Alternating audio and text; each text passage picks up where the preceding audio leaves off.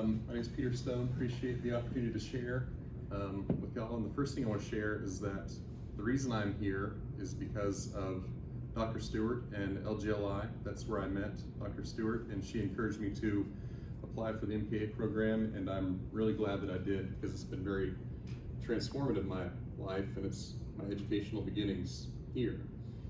As far as my educational beginnings personally, town of Mount Pleasant, just on the other side of the bridge. Didn't look like that when I was growing up, but I'm very proud of the town that it's become. Nearly 100,000 people.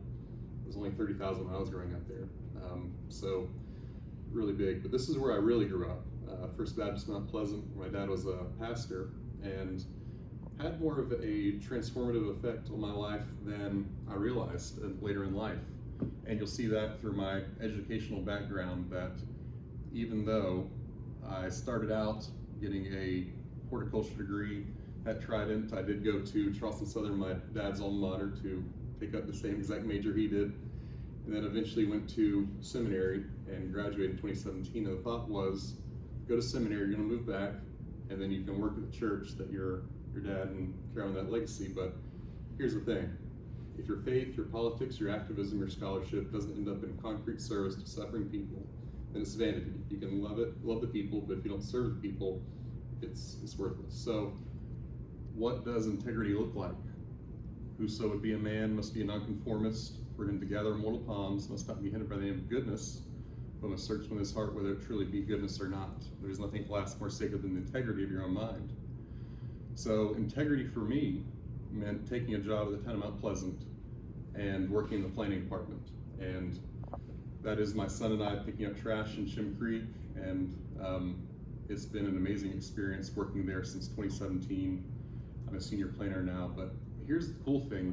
When you grow up in the town and work in the town that you grew up in, you don't see zoning maps, you don't see height maps or flood maps, you see memories, history, and things that have left an imprint on you, and that is what I've kind of shown here, just a dozen instances of that. And while that's all well and good and well-intentioned, you know, it's great for public service motivation, but the missing link was technical competence.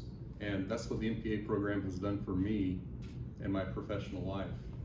And I think, especially in public policy, it has strengthened my goals there, because I was able to, in working through the class, take an ordinance that we're working on and overlay it into the framework we were working on in class. And this is the Snowden community that is largely unincorporated and was unable to get water and sewer to their community.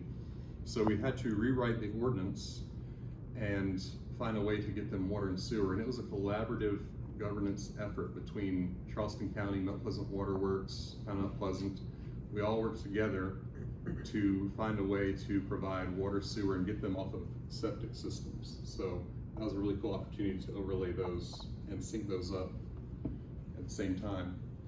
And interestingly enough, if it was written too loosely, you'd have a ton of subdivisions that would pop up that would be terrible for the community, but if it's written too restrictively, it would benefit no one. So balancing act that I learned in public policy was very helpful. In research methods, I studied the 7-year moratorium that the town had, and I used the city of Charleston, their rent, and the town of Mount Pleasant to see if this moratorium has spiked rent over time. It was inconclusive, but it was a fun study. And then you've got the NASPA competencies, but God said to King Solomon, ask me for whatever you want. And King Solomon said, give your servant a discerning heart to govern people and distinguish between right and wrong. That is a very worthy and wise ask. But I'd also like to thank my wife for all her support over the past 3 years, and she does it all. So yeah, really appreciate that. So that's all I have. Appreciate it.